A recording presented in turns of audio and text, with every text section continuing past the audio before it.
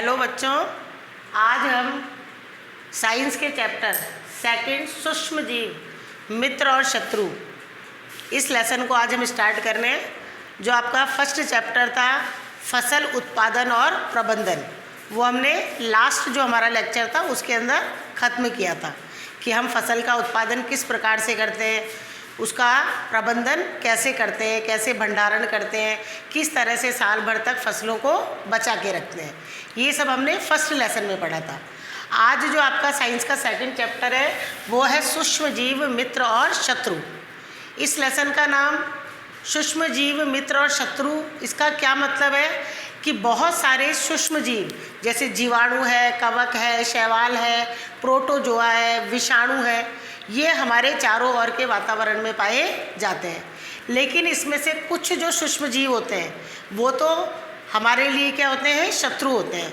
क्यों? क्योंकि वो हमारे को बहुत ज़्यादा नुकसान पहुंचाते हैं, हमारे पर्यावरण को नुकसान पहुंचाते हैं, मृदा को नुकसान पहुंचाते हैं, फसलों को नुकसान पहुंचाते हैं और हमारे शरीर के अंदर भी बहुत सारे रोग उत्पन्न करते हैं। लेकिन कुछ सूक्ष्म जीव ऐसे होते हैं जो हमारे लिए क्या होते हैं, लाभदायक होते हैं। बहुत सारे सूक्ष्म जीव हैं जिनका उपयोग औषधि बनाने में किया जाता है, पर्यावरण को शुद्ध करने में किया जाता है, कई खाद्य पदार्थ बनाने में सूक्ष्म जीवों का उपयोग होता है। जैसे आपको पता है दूध से जो दही बनता है वो किससे बनता है, सूक्ष्म जीव से ही बनता है। कि दूध के अंदर जब दही डालते हैं हम थोड़ा सा 1 चम्मच, तो सुबह पूरे दूध क्या बन जाता है, दही बन जाता है। उसमें सूक्ष्म जीव होते हैं जिनको हम कहते हैं लैक्टोबैसिलस नामक जीवाणु होते हैं। वो दूध को दही के अंदर परिवर्तित करने का काम करते हैं। तो इस लेसन में का नाम इसलिए रखा गया है सूक्ष्म जीव मित्र और शत्रु कि कुछ सूक्ष्म जीव तो हमारे लिए मित्र के जैसे कार्य करते हैं, यानी हमको लाभ पहुंचाते हैं। लेकिन कुछ सूक्ष्म जीव ऐसे होते हैं जो हमारी स्वास्थ्य को हानि पहुंचाते हैं, हमारे पर्यावरण को हानि पहुंचाते हैं, हमारे खाद्य पदार्थों को हानि पहुंचाते हैं। तो इस लेसन की स्टार्टिंग करें हम सूक्ष्म जीव से। अब सूक्ष्म जीव क्या होते हैं, ऐसे जीव जिनको हम बिना किसी यंत्र में, जैसे आपके आता है सूक्ष्मदर्शी, और कि बिना किसी यंत्र के या अपनी आंखों से नहीं देख पाते हैं, ऐसे जीवों को हम क्या कहते हैं, सूक्ष्म जीव। क्योंकि ज़्यादातर जो सूक्ष्म जीव होते हैं वो एक कोशिक होते हैं, उनको बिना किसी सूक्ष्मदर्शी की सहायता से नहीं देख सकते हैं। तो ये लेसन की स्टार्टिंग यहीं से है। सूक्ष्म जीव वे जीव जिन्हें हम बिना यंत्र की सहायता से केवल आँखों से नहीं देख सकते हैं, सूक्ष्म जीव कहलाते हैं। अब ये सूक्ष्म जीव जो पाए जाते हैं प्रकृति में, चाहे से वो लाभदायक हो या हानिकारक हो, तो सूक्ष्म जीवों को कितने मुख्य वर्गों में बांटा गया है, 4 मुख्य वर्गों में बांटा गया है। जीवाणु, कवक, प्रोटोजोआ और शैवाल।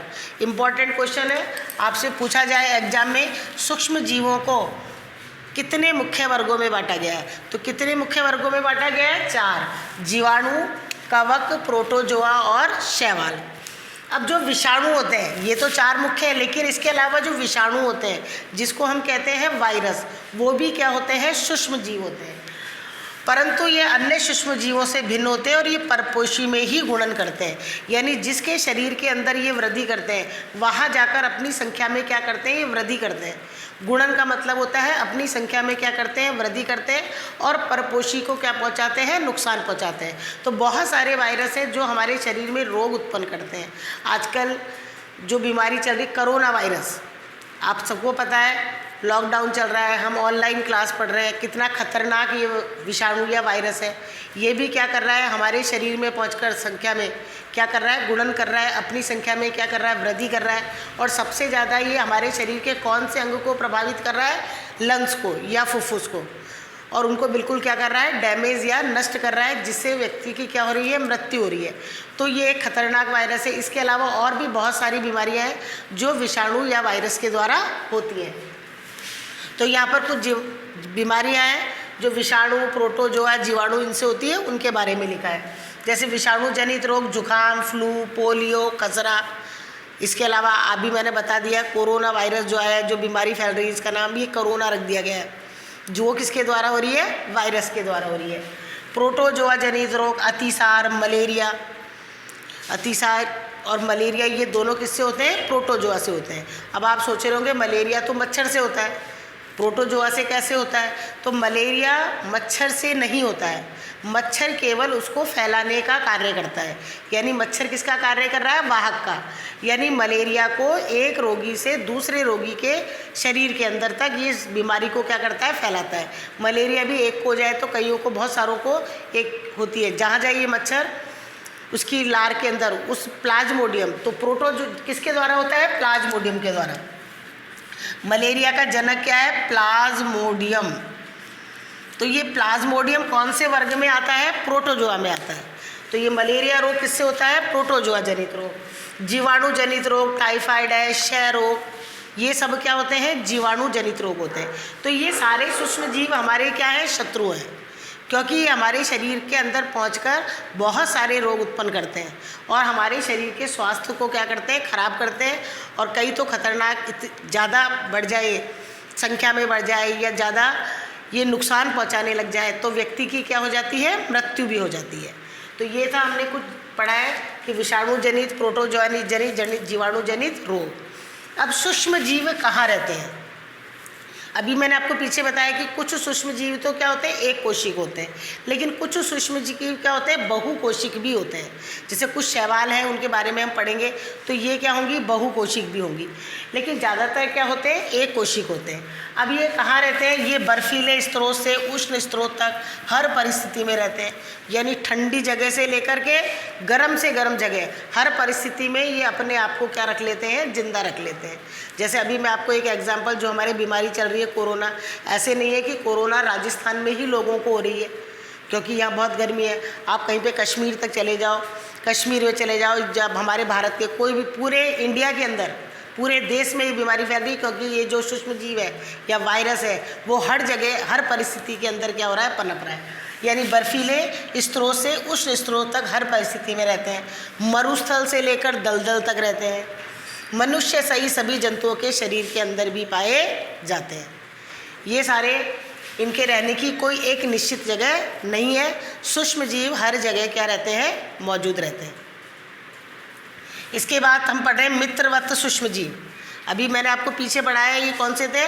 शत्रु वाले, जो हमारे शरीर में क्या कर रहे हैं? रोग उत्पन्न कर रहे हैं। आगे भी हम इस लेसन में और भी बहुत सारे जीवों के बारे में पढ़ेंगे। अभी तो हमने मानव में जो रोग पैदा कर रहे हैं उनके बारे में, फिर आगे हम पढ़ेंगे कि कुछ सूक्ष्म जीव कैसे हमारी फसलों को नुकसान पहुंचाते हैं, पर्यावरण को अशुद्ध कर रहे हैं, खाद्य पदार्थों को नुकसान पहुंचा रहे हैं।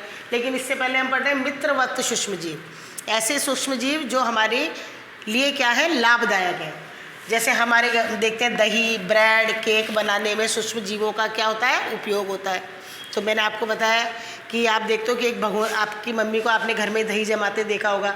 एक पूरे भगोने, यानी एक बहुत बड़े 3 या 4 लीटर जो दूध वो जमा रही है, उनमें 1 चम्मच क्या डालते हैं? दही डालते हैं, और सुबह तक वो पूरा दही बन जाता है दूध। क्योंकि जो ये सूक्ष्म जीव होते हैं वो बहुत जल्दी, जीवाणु जो होते हैं, दूध को दही में कौन बदल रहा है? जीवाणु। तो जो जीवाणु होते हैं वो बहुत जल्दी अपनी संख्या में वृद्धि करते हैं। यानी ये मिनटों में, सेकंडों में, लाखों करोड़ों की संख्या में अपनी संख्या में क्या कर लेते हैं? वृद्धि कर लेते हैं। और इसीलिए 1 चम्मच दही डालने पर आपका पूरा 2 या 3 किलो जो आपने दूध लिया है वो पूरा का पूरा क्या हो जाता है? जम जाता है। इसी तरह से पर्यावरण को स्वच्छ करने में सूक्ष्म जीव क्या करते हैं? सहायता करते हैं। औषधि उत्पादन में, तो औषधीय, कई औषधियों का जो उत्पादन होता है वो भी किसके द्वारा किया जाता है? सूक्ष्म जीवों के द्वारा किया जाता है। कृषि में मृदा की उर्वरकता में वृद्धि में, कि कुछ सूक्ष्म जीव ऐसे होते हैं जो मृदा की उर्वरकता को क्या करते हैं? बढ़ाते हैं। जैसे आप पहले छोटी क्लास में पढ़ चुके हो कि फलीदार पौधे जो होते हैं उनकी जो जड़ें होती हैं उनमें गांठें पाई जाती हैं, और उन गांठों में कौन सा जीवाणु होता है? राइजोबियम जीवाणु, जो नाइट्रोजन को नाइट्रेट यौगिक में परिवर्तित करके पौधे को उपलब्ध कराता है और मृदा की उर्वरकता को क्या करता है? बढ़ाता है। तो ये कुछ जो जीव है ये मित्रवत है। मित्रवत का मतलब ये सूक्ष्म जीव जो ये कार्य कर रहे हैं वो हमारे जीवाणु जो है, ये सभी जीवाणु के द्वारा होगा। ये सभी हमको किसी न किसी तरह से क्या कर रहे हैं? लाभ पहुँचा रहे हैं। अभी मैंने आपको बताया कि दही में अनेक सूक्ष्म जीव पाए जाते हैं, जिसमें लैक्टोबैसिलस नामक जीवाणु है। अब आपको ये नाम याद रखना है कि दही में कौन सा जीवाणु पाया जाता है? लैक्टोबैसिलस नामक जीवाणु पाया जाता है, जो दूध को दही में क्या करता है, परिवर्तित करता है। अब यहीं से आपके क्वेश्चन आ जाए कि दूध को दही में परिवर्तित करने वाले जीवाणु का नाम बताइए, तो आप क्या लिखेंगे, लैक्टोबैसिलस जीवाणु।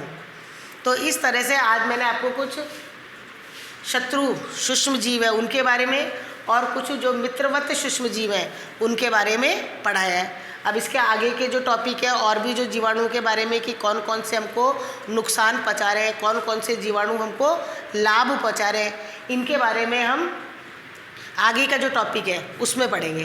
तो आज मैंने जो आपको ये टॉपिक पढ़ाया है इसमें से मैं आपको 2 या 3 क्वेश्चन करने को दे रही हूँ, वो आपको अपनी होमवर्क रजिस्टर में करने हैं। तो आप क्वेश्चन नोट करना।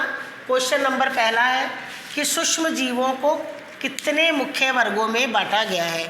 तो आप आंसर क्या लिखेंगे, सूक्ष्म जीवों को 4 मुख्य वर्गों में बांटा गया है, जीवाणु, कवक, प्रोटोजोआ और शैवाल।